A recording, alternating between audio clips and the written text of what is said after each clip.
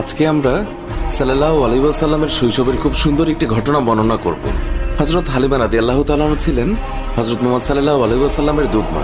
হালিমা রাদিয়াল্লাহু তাআলা বলেন, যেদিন থেকে মুহাম্মদ আমার জীবনে আসে তখন থেকে আমার জীবন বরকতে ভরে যায়। তিনি এতই বরকতময় ছিলেন যে তার নামও রেখেছিলাম বরকতময়।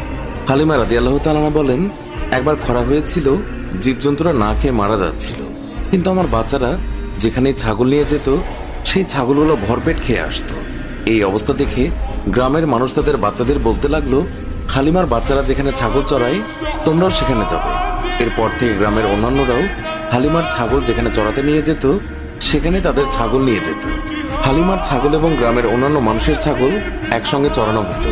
কিন্তু গ্রামের মানুষজন লক্ষ্য করলো, যেখানে হালিমার ছাগলেরা পেট ভরে খাচ্ছে কিন্তু ছাগলের পেট ভরছেই না।